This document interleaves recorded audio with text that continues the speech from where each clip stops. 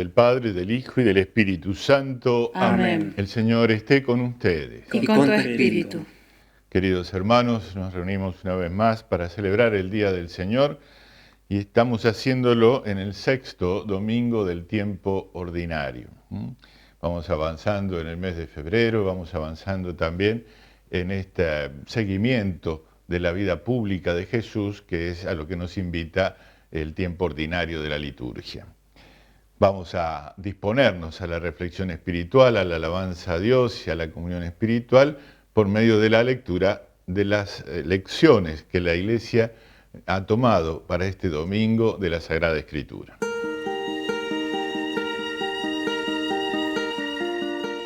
Lectura del libro de Jeremías. Así habla el Señor. Maldito el hombre que confía en el hombre y busca su apoyo en la carne, mientras su corazón se aparta del Señor. Él es como un matorral en la estepa que no ve llegar la felicidad. Habita en la aridez del desierto, en una tierra salobre e inhóspita. Bendito el hombre que confía en el Señor y en Él tiene puesta su confianza.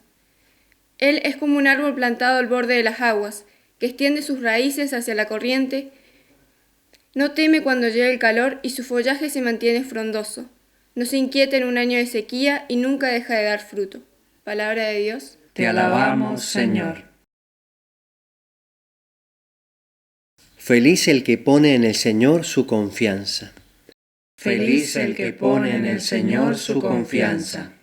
Feliz el hombre que no sigue el consejo de los malvados, ni se detiene en el camino de los pecadores, ni se sienta en la reunión de los impíos, sino que se complace en la ley del Señor y la medita de día y de noche.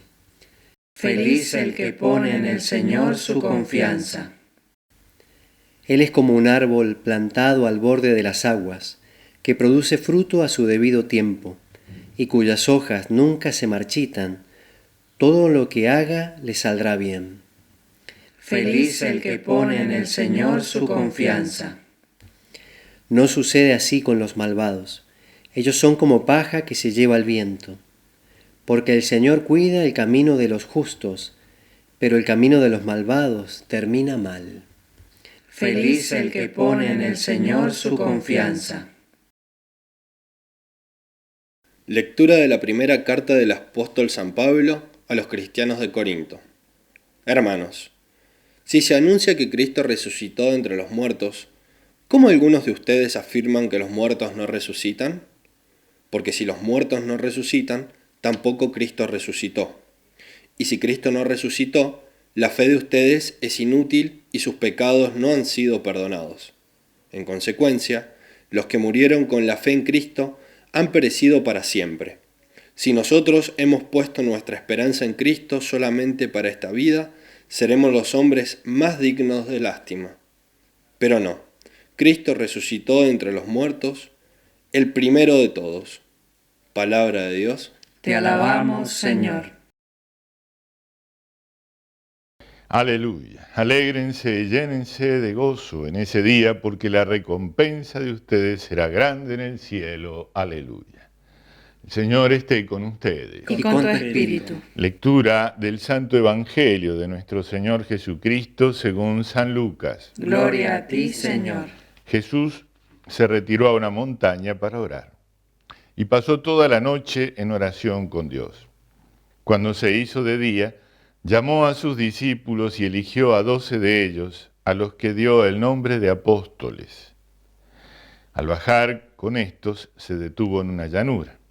Estaban allí muchos de sus discípulos y una gran muchedumbre que había llegado de toda la Judea, de Jerusalén y de la región costera de Tiro y Sidón. Entonces Jesús, fijando la mirada en sus discípulos, dijo: Felices ustedes, los pobres, porque el reino de Dios les pertenece. Felices ustedes, los que ahora tienen hambre, porque serán saciados. Felices ustedes, los que ahora lloran, porque reirán. Felices ustedes, cuando los hombres los odien, los excluyan, los insulten y proscriban el nombre de ustedes, considerándolos infames a causa del Hijo del Hombre. Alégrense y llénense de gozo en ese día, porque la recompensa de ustedes será grande en el cielo. De la misma manera los padres de ellos trataban a los profetas. Pero ay de ustedes los ricos, porque ya tienen su consuelo. Ay de ustedes los que ahora están satisfechos, porque tendrán hambre. Ay de ustedes los que ahora ríen, porque conocerán la aflicción y las lágrimas. Ay de ustedes cuando todos los elogien. De la misma manera los padres de ellos trataban a los falsos profetas. Palabra del Señor. Gloria a ti, Señor Jesús. Amén. Jesús se retiró a la montaña y pasó toda la noche en oración. Este momento es comparable ciertamente al momento en que Moisés, sacado el pueblo de la esclavitud de Egipto, sube a lo alto del Sinaí para encontrarse con Dios. Y al bajar del monte, organiza a aquel pueblo que era poco más que una banda de esclavos fugados, los convierte realmente en el pueblo de Israel, transmitiéndoles la ley del Señor, lo que nosotros resumidamente encontramos en los 10 mandamientos y que ocupa los 5 primeros libros de la Biblia, el Pentateuco, la Torá. Es el momento fundacional del pueblo de Israel, el pueblo rescatado del pecado, que ahora sí tiene ley, ahora sí es pueblo. En este pasaje del Evangelio que hemos escuchado, se nos presenta a Jesús en una actitud semejante a la de Moisés. Semejante, digo, en lo exterior, pero ciertamente muy superior a lo de Moisés. Moisés era un legado divino, venía de parte de Dios y estableció ese pueblo que debía ser quien custodiara la profecía hasta que se cumpla. Jesús es el cumplimiento de las profecías y además no solo es legado de Dios, es Dios mismo que viene a nosotros, el Verbo encarnado. Ciertamente que el bajar de la montaña es semejante a aquel bajar del Sinaí de Moisés. El ordenar al pueblo es semejante a ese llamar a los 12 y decirles que son a partir de ese momento apóstoles. Apóstolos es la palabra griega con la que los evangelios traducen la palabra hebrea shaleach, que es una palabra que significaba aquel que era enviado por el rey con el anillo real, con su propio poder. No eran el rey, pero sí llevaban el poder del rey a los confines del reino para que se pudiera realizar, cumplir y ejecutar las leyes. Esos son los apóstoles y sus sucesores, los obispos.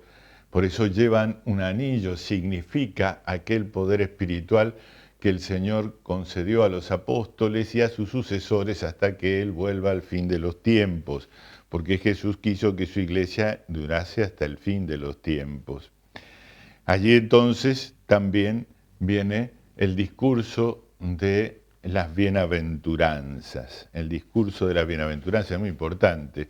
Nosotros acá hemos escuchado la versión de San Lucas. Sabemos que también hay otra versión de las bienaventuranzas, la de San Mateo.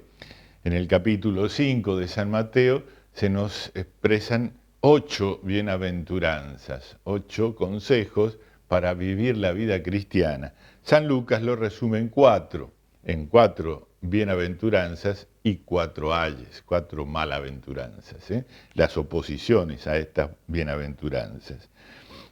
El Señor, dice Lucas, se detuvo en la llanura.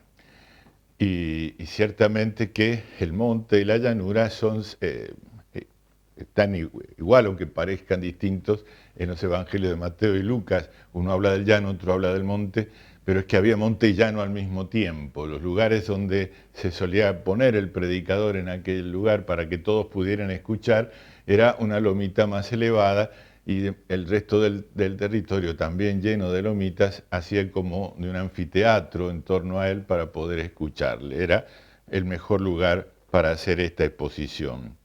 Y entonces el Señor nos da a conocer lo que tenemos que hacer. Pero para hacerlo, necesitamos confiar en Él. Porque lo que nos pide no es precisamente lo que nos pide el mundo. No es lo que nos ofrece el mundo.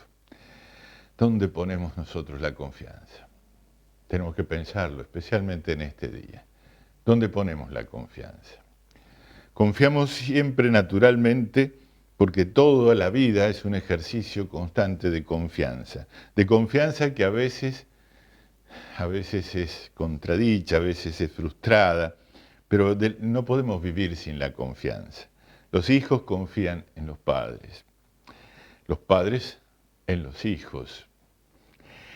El esposo confía en la esposa y viceversa, la esposa en el esposo. El alumno confía en el maestro. El que viaja en un avión confía en el piloto. Siempre es una cuestión de confianza. No nos moveríamos si no tuviéramos una mínima confianza en aquel que nos guía, que nos habla, que dirige nuestras acciones. ¿En quién ponemos la confianza de nuestra vida eterna, en la confianza de nuestra vida espiritual?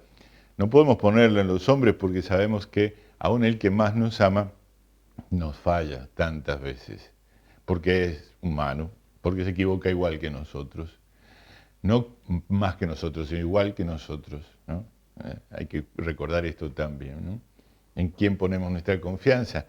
Pues solo queda alguien, solo queda Jesús. Habitualmente, para empezar nuestra vida, confiamos en papá y mamá. Dichosos los que lo tienen así, ¿no? Los que les falta algo de esto siempre tienen un déficit, que podrán ir superando y ciertamente ser mejores que sus padres, pero lo habitual es esa confianza en papá y mamá. Esa confianza en papá y mamá tiene, y atentos los papás y las mamás, tiene que llevar al hijo a confiar en un tercero, en Jesús. Papá y mamá son los mejores maestros para mostrar al gran maestro, aquel que nos enseña la vida verdadera. Lo que hayamos recibido de Jesús, de papá y mamá, será siempre importante en nuestras vidas. Y si no lo recibimos de ellos, Dios proveerá quien nos lo dé. No nos dejará huérfanos el Padre Dios, nunca abandona a sus hijos. Pero lo habitual y lo que tenemos que restaurar y reconstruir en nuestras familias es eso, esa maestría de papá y mamá para enseñarnos a amar a Jesús, y confiar en Él. Lo contrario es lo que dice el profeta Jeremías en la primera lectura de hoy. Maldito el hombre que confía en el hombre y busca su apoyo en la carne, mientras su corazón se aparta del Señor. Esta maldición no se refiere ciertamente a todo hombre bajo cualquier circunstancia, porque nos conviene realmente confiar en papá, en mamá, en los que nos aman, en los que dirigen nuestras cosas. Nos conviene confiar con las prevenciones del caso. Estamos hablando de gente humana que se puede equivocar, simplemente esto, ¿no? Pero confiar no es malo. Ahora, confiar el alma, confiarlo todo a un hombre, eso es tonto, es absurdo. Es absurdo porque sabemos que somos falibles. El que se cree a sí mismo infalible tal vez le crea eso a otro, pero si nos ponemos a mirar con la mano en el corazón nuestras vidas, nos damos cuenta que no somos infalibles y que por lo tanto tampoco los demás lo son y no podemos confiar simplemente. Ese fanatismo que se da a veces en la política, absurdo total, que en realidad esconde egoísmos y busca de prebendas y nada más, porque tampoco es confianza amorosa en el líder que promete esto, aquello, lo otro. Y debemos dejar de engañarnos, de engañar el corazón, de engañar la mente, en definitiva, de engañar toda nuestra obra.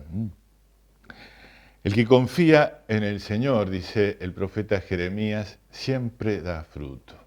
Así esté puesto en un vergel bien regado o en el mismísimo árido desierto, siempre dará fruto, porque su confianza está puesta en aquel que produce los frutos del alma, del corazón, en Dios nuestro Señor.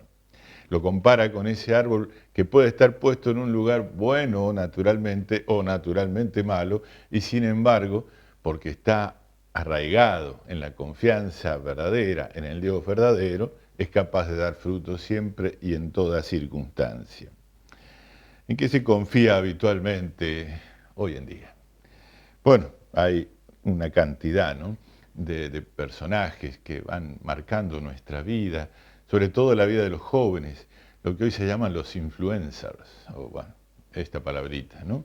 Esconde a gente muy buena que intenta a través de los medios de comunicación modernos llegar con la palabra de Dios, pero también generalmente a gente que no es buena, que no tiene prácticamente nada de bueno o que tiene alguna fama en algún ámbito de las artes y nada más, pero que con eso y a partir de eso pretende influenciar en la sociedad en todas las cosas, en todas las artes, en todas las ciencias.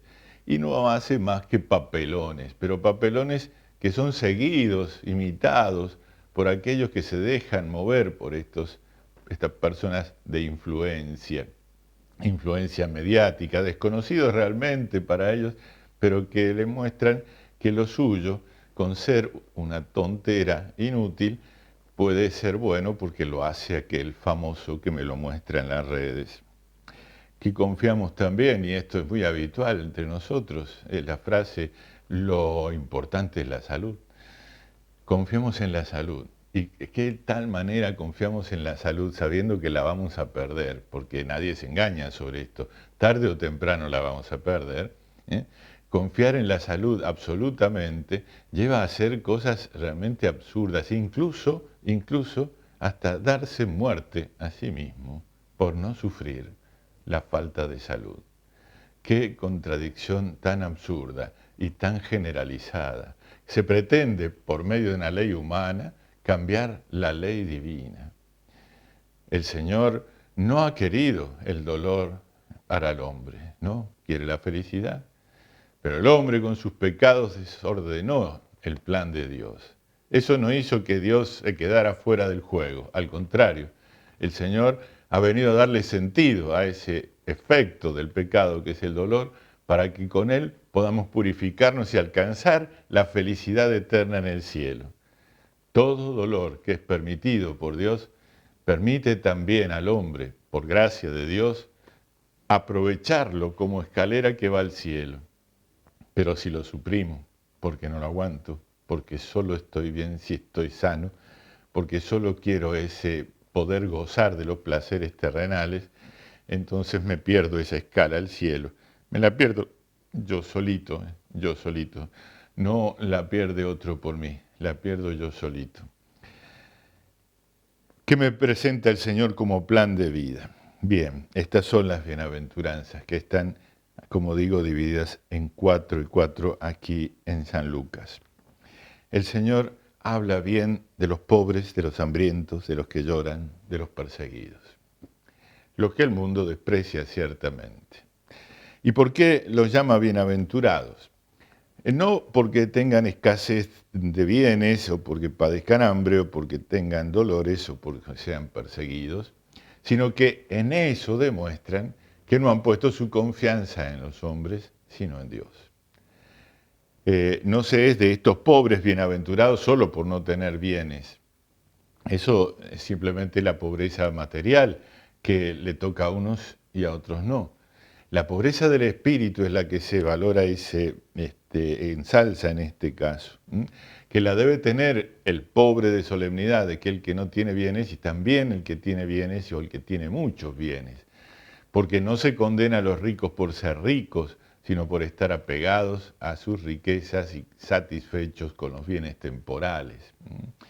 Entonces es posible que esta bienaventuranza alcance a todos los hombres, a los que no tienen bienes materiales y a los que tienen y los tienen en abundancia, por supuesto que sí, en tanto que sean pobres de espíritu, en tanto que sean capaces del desprendimiento, que hayan privilegiado la confianza en Dios, ese es el punto fundamental, que hayan privilegiado la confianza en Dios y no en los hombres, Y por último, también, por supuesto, en las 4 malaventuranzas, podríamos decir, se habla de los ricos, de los satisfechos, de los que ríen, de los que se vanaglorian. Vanagloria. La gloria del mundo es vana, porque se acaba, se termina. A lo sumo quedará de ellos una estatua en una plaza. Bueno, vaya al final, ¿a quién le importa? lo que importa es la vida, no la fama en la plaza. Los ricos satisfechos y los que ríen estruendosamente sin una alegría interior, sin paz en el corazón, los que se vanaglorian, se pierden todo, se lo pierden todo. Todo eso se quedará en este mundo.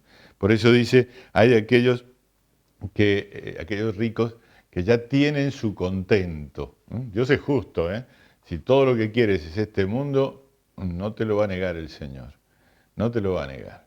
Pero te quedas sin el otro, que es el que dura eternamente y el que en definitiva importa más que nada. Este mundo que parece con sus cosas, sus pompas y sus beneficios inmediatos, se acaba. Pero no todo se acaba. No todo se acaba. Porque Cristo resucitó, nos dice San Pablo. Esa es la gran diferencia. El Señor ha vencido esto temporal y lo ha vencido para nosotros, para que tengamos confianza. Esa certeza de la resurrección, que es nuestra fe, nosotros creemos en la resurrección. Nosotros somos testigos de la resurrección de Cristo. Nunca lo olvidemos, Nunca lo olvidemos. Somos testigos de esa resurrección porque Él se manifestó a aquellos testigos primeros y por ellos a nosotros. Y realmente es así porque las promesas de Dios se cumplen.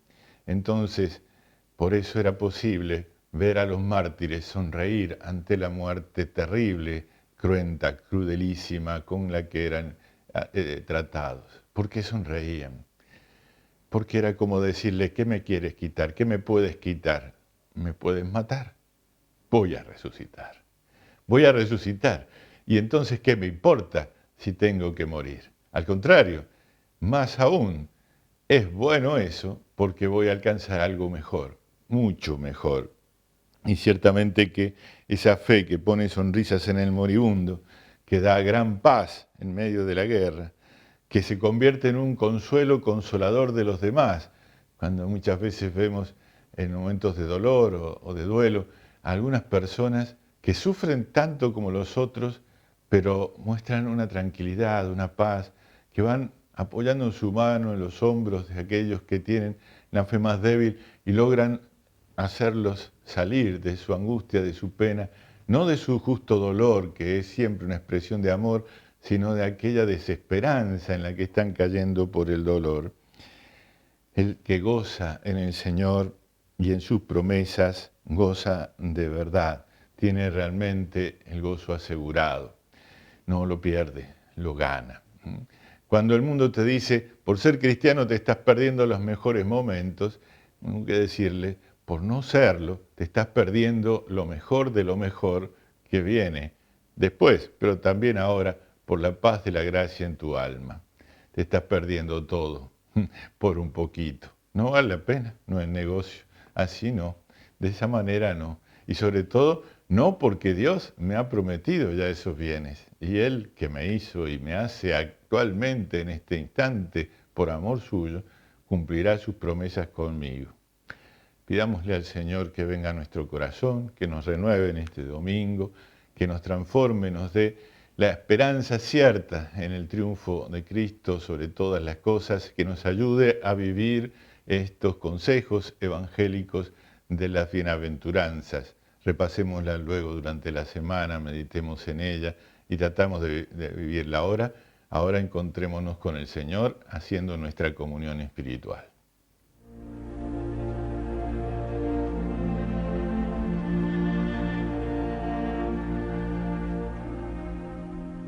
Creo, Jesús mío, que estás realmente presente en el Santísimo Sacramento del altar. Te amo sobre todas las cosas y deseo recibirte en mi alma, pero como ahora no puedo recibirte sacramentado, te pido que vengas al menos espiritualmente a mi corazón, como si ya te hubiese recibido. Te abrazo y me uno toda a ti. No permitas, Señor, que jamás me separe de ti. Padre eterno, te ofrezco el cuerpo y la sangre el alma y la divinidad de tu amadísimo Hijo, nuestro Señor Jesucristo, en expiación de mis pecados y los del mundo entero, y por todas las necesidades de nuestra Santa Iglesia Católica. Amén.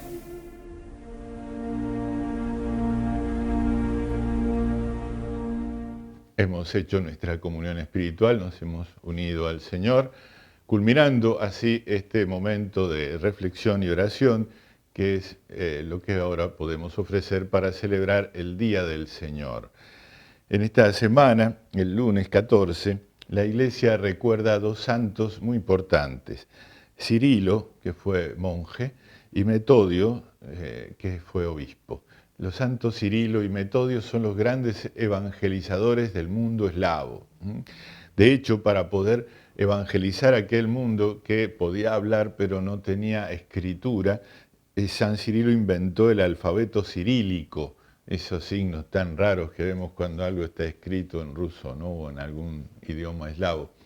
Ese es el lenguaje, el alfabeto que inventó este santo para poder dejar escrito lo que aquellos hombres podían entender del Evangelio con sus propias voces.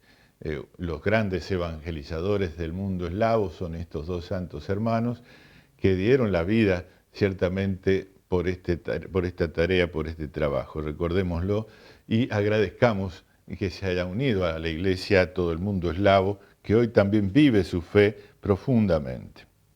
Señor esté con ustedes. Y con tu espíritu. Los bendiga Dios Todopoderoso, el Padre, el Hijo y el Espíritu Santo. Amén. Para anunciar la alegría de la resurrección podemos irnos en paz. Demos gracias a Dios.